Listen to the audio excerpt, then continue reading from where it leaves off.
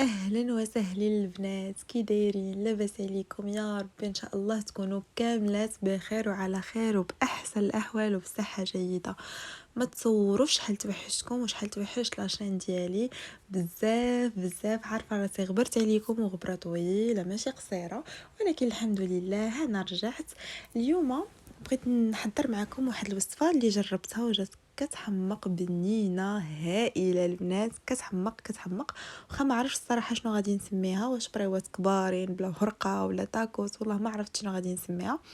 المهم على بركه الله ما نطولش عليكم ونبداو الوصفه. اول حاجه البنات غادي ناخذ مقيله وغادي نحتاجو بصله اللي تكون متوسطه، ما كبيره ما صغيره، ومشلطه على هذا الشكل هذا كما كتشوفوا. من بعد غادي نزيد عليها شويه ديال زيت الزيتون وغادي نوضعهم على النار، وكذلك غادي نزيدو عليها واحد الفص ديال الثوم، غير واحد، لانه باقي غادي نزيدو الثوم بودر. غادي نخليوهم على النار حتى كتبدا كتدبل شي شويه. من بعد غادي نزيد الفلفل الاحمر والاخضر، ولا عندكم حتى الاصفر ممكن تزيدوا. انا هنايا ما كانش عندي، خديت غير فليفله وحيده حمراء وحده خضراء، يعني هذه الكميه هذه راه قليله. صافي. من بعد غادي نخليوهم حتى كيتشحروا لينا مزيان، وكنشوفوا ديك البصيله وديك الفلفله هبطات لينا مزيان حتى كيصبح لينا على هذا الشكل هذا كما كتشوفوا. من بعد غادي ناخذوا ستر ديال الدجاج، غادي نزيدوه على هذيك البصيله والفلفله. غير هو كما قلت لكم في الاول ان هذه الكميه هذه راه قليله، يعني تقد لجوج الناس حتى لاربعه الناس الا كانت معاها حريره ولا شي سوب ولا شي حاجه راه قاده، حيت كتشبع. صافي. من بعد غادي نزيدو واحد المعلقه صغيره ديال مركز الطماطم اولا مطيشه ديال الحك.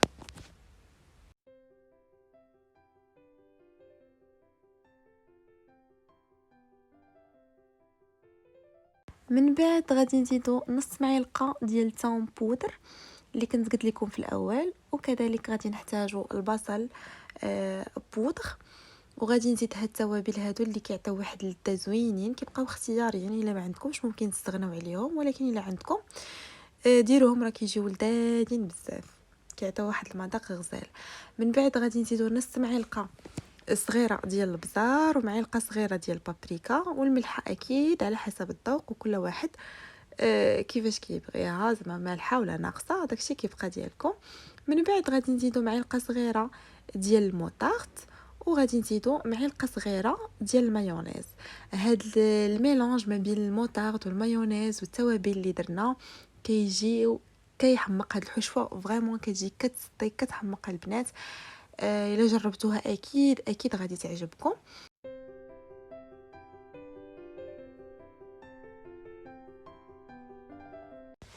من بعد البنات غادي نزيد انا هاد الفرomاج، وحيده من هاد الفرomاج تشيدر تيعجبني بزاف صراحه، ممكن تستغناو عليه ما ديروش كاع الفرomاج، ممكن ديروه، ممكن تزيد الا ما عندكمش هذا ديروا الجبن المثلث العادي. المهم كيزيد واحد المذاق، كيزيد واحد اللذه. سينو ما ديروش، الا ما عندكمش فرomاج ما ديروش، ماشي مشكل. صافي البنات كنخليوها على نار اللي كتكون متوسطه. منين كنحسوا بديك الحشوه ديالنا صافي طابت، غادي نزيدوا واحد المعلقه صغيره ديال الزعتر اللي كنكونوا ديجا مسخنينو، كيعطي حتى هو واحد اللذه. كنخليوه لمده ديال 2 دقائق وكنطفيو على الحشوه ونخليوها على جنب. من بعد البنات غادي ناخذوا هذا الخبز هذا ديال التاكوس. راه تقدروا ديروه في الدار، تقدروا تشريوه، بالنسبه لي انا كنشريه، وغادي نقسموه على زوج. يعني انا دابا هنا قسمته على جوج، كانوا عندي جوج وحدات كبارين، عطاوني ملي قسمتهم على جوج عطاوني 4. الوغ هاد الحشوه غادي نديرها في 4 ديال البريوات كبارين. وكذلك غادي ناخذ شي شويه ديال الطحين مع الماء باش نلصقوا دوك البريوات. من بعد البنات ما بردت لي الحشوه حطيتها حدايا، وخديت داك الخبز ديال التاكوس اللي قطعت، وغادي نوريكم دابا الطريقه كيفاش طويو ديك البريوه. غادي ناخذوا نص ديال التاكوس وغادي نطويوه على 3 على هذا الشكل هذا كما كتشوفوا. صافي. وهذاك الوسط ديالو هو اللي غادي نعمروه بديك الحشوه، ودوك الجنيبات غادي نلصقوهم بسميتو، غادي نلصقوهم بالطحين والماء على هذا الشكل هذا كما كتشوفوا دابا.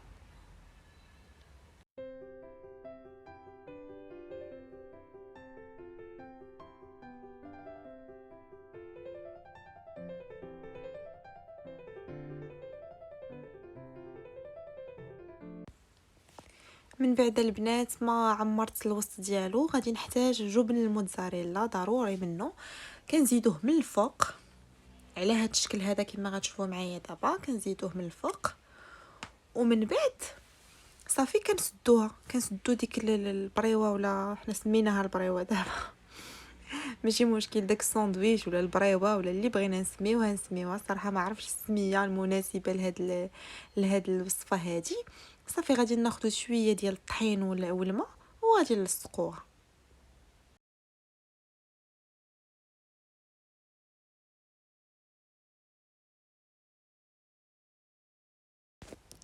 كما كتشوفوا معايا البنات هذا هو الشكل ديالها كيفاش كتجي. ودابا غادي نعاود معكم وحده اخرى بنفس الطريقه اللي درنا قبيله.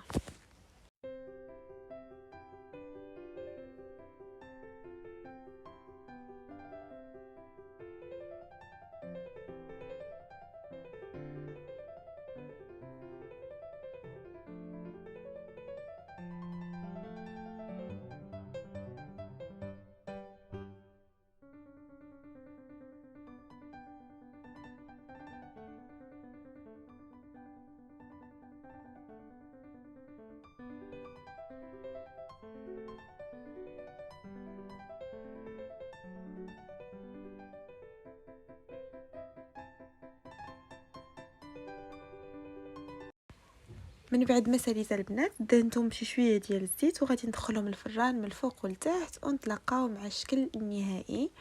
وهذا هو الشكل النهائي، كيجيو لذاذين بزاف مقرملين محمرين تبارك الله فنين. الا عجبتكم الوصفه ما تبخلوش عليا بلي لايك واشتركوا في القناه، ومرحبا بالناس الجداد كاملين اللي دخلوا لعندي.